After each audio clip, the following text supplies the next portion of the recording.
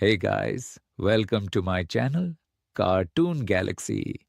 यहाँ कार्टून्स हो जाते हैं बिल्कुल अलाइव और मस्ती कभी खत्म नहीं होती।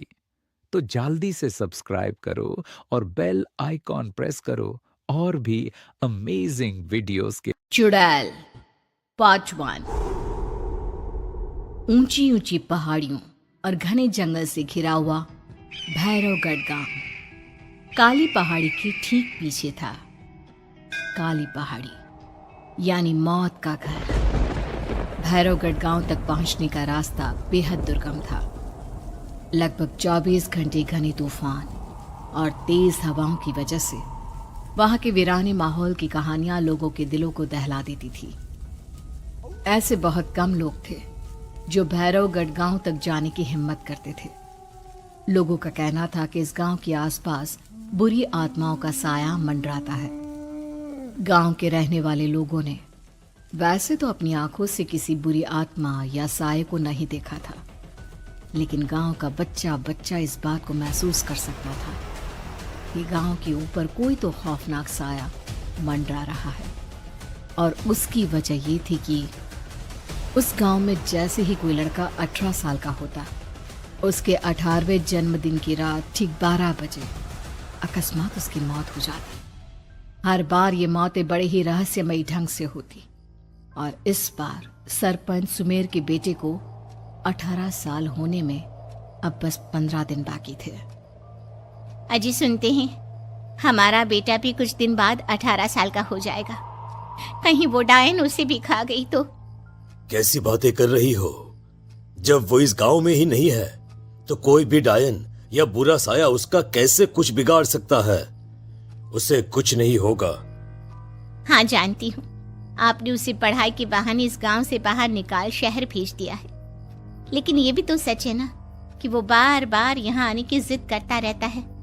वो चाहे कितनी भी जिद कर ले जानकी, पर मैं उसे इस गांव में कभी वापस नहीं आने दूंगा। मैं नहीं चाहता कि गांव के दूसरे लड़कों की तरह मेरे बेटे की भी अजीबोगरीब ढंग से मौत हो जाए। कभी कभी तो लगता है कि हम सब गांव वालों को हिम्मत करके अपने गांव को इस बुरी आत्मा से छुड़वा लेना चाहिए। लेकिन कौन जानता है आखिर वो खतरनाक साया किसका है? वो काली आत्मा कौन है जो रातों रात हमारे गांव के लड़कों को निगल जाती है? सुमेर और जानकी जब ये सारी बातें कर रहे थे तब रात के लगभग 10 बज चुके थे और हर रात की तरह भैरवगढ़ गांव एक भयानक काले तूफान की आगोश में था। बाहर चल रही तेज हवाएं और बारिश के बीच कभी कभी ऐसा लगता जैसे कोई बुरी तरह से चीख रहा है। किसी के तड़पने और चीखने की आवाजें गांव के कानों में बार बार टकराती, पर वहां रहने वाले किसी भी औरत या आदमी के अंदर इतना साहस नहीं था कि वो अपने घर से बाहर कदम रख के उन आवाजों तक पहुंच सके। सो जाओ जानकी और घर के खिड़की दरवाजे कसकर बंद कर दो। अब जानकी सब खिड़कियां ठीक से बंद करने ही लगती है कि तभी उसे अपने घर के दरवाजे पर जोर जोर से खटखटाने की आवाजें सुनाई देती है। इन आवाजों को सुनकर जानकी और सुमेर के चेहरे डर से पीले और हाथ पैर ठंडे पड़ जाते हैं। जानकी, जानकी, इतनी रात कौन होगा? पता नहीं, ऐसा लग रहा है कोई बुरी तरह से दरवाजा खटखटा रहा है। अरे हाँ, पर किसी की आवाज भी तो नहीं आ रही। क्या करूं?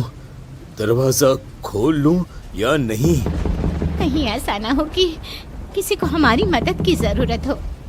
लड़खड़ाते कदमों से सुमेर दरवाजे के करीब जाता है और अपने कान को दरवाजे पर रख धीरे से आवाज देते हुए पूछता है, कौन है? कौन है वहां? तभी एक बेहद डराने वाली आवाज उसके कानों से टकराती है। दरवाजा खोलो, दरवाजा खोलो, वरना आज की रात इस गांव में कोई जिंदा नहीं बचेगा। मैं जानती हूँ तुम्हारा बेटा 18 साल का होने वाला है। अगर उसकी जान की जरा भी परवाह है तो दरवाजा खोल दो। इस आवाज को सुनते ही सुमेर घबराकर पीछे हट जाता है और जानकी को पूरी बात बताता है। कहीं वो वो डायन हमारे घर तक तो नहीं पहुंच गई। अब हम क्या करेंगे? मुझे दरवाजा खोलना ही होगा जानकी। मेरे पास अब कोई रास्ता नहीं है। इतना कहकर सुमेर डर से अपनी दोनों आंखें कसकर बंद करता है और कांपते हाथों के साथ झटके से दरवाजा खोल देता है।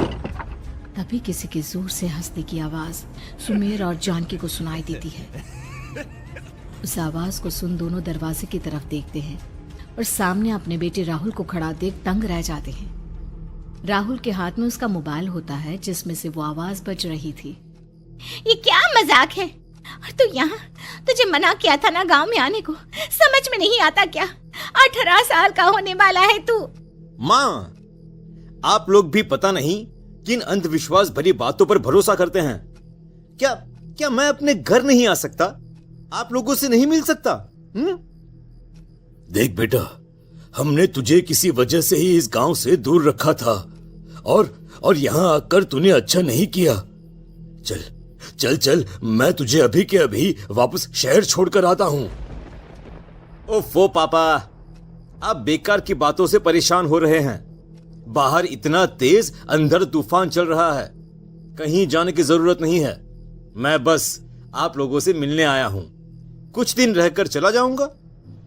दिमाग खराब हो गया है इस लड़के का, नहीं जानता कि इस गांव में ये सुरक्षित नहीं है। किसने कहा था तुझे यहाँ आने को? ये आवाजें सुन, बाहर से जो आवाजें आ रही है तुझे सुनाई नहीं देती क्या? अरे माँ, जब जोर से तूफान चलता है, तेज हवाएं चलती हैं, तो इसी तरह की आवाजें आती हैं। ये बहुत नॉर्मल है माँ। नॉर्मल होगी तेरे लिए बेटा। 4 दिन शहर में पढ़कर आया है तो अपने माँ बाप की बात नहीं मान सकता। माँ, मुझे अभी बहुत जोरों से भूख लगी है, पहले कुछ खिला दो, और रात भी बहुत हो गई है।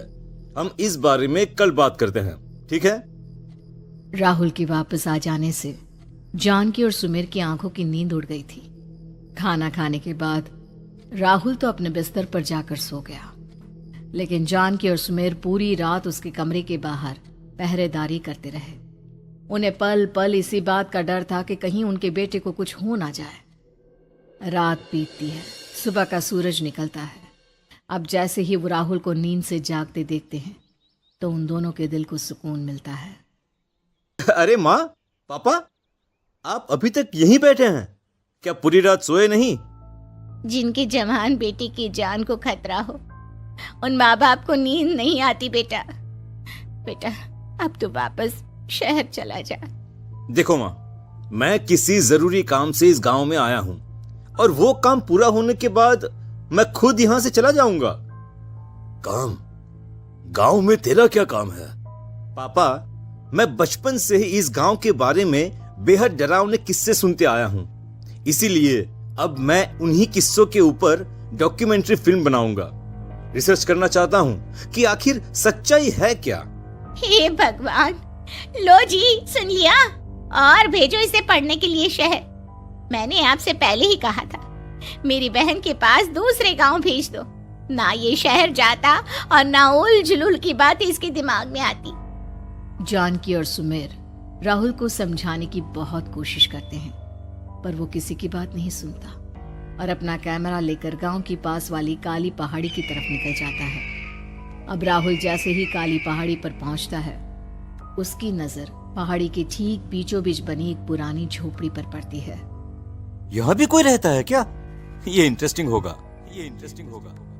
राहुल की आवाज पहाड़ों से टकराकर उसके कानों में सुनाई दे रही थी। उसने चारों तरफ का नजारा देखकर वहां की तस्वीरें अपने कैमरे में उतारना शुरू कर दिया। तभी अचानक राहुल ने अपने कैमरे में खींची हुई तस्वीर को जूम करके देखा और उसमें उसे जो नजर आया वो देखकर राहुल के होश उड़ गए। क्या सचमुच उस गांव के ऊपर किसी बुरी आत्मा का साया था? क्या राहुल की जान बच पाएगी? क्या देखा था राहुल ने उस फोटो में जिसे देखकर वो दंग रह गया?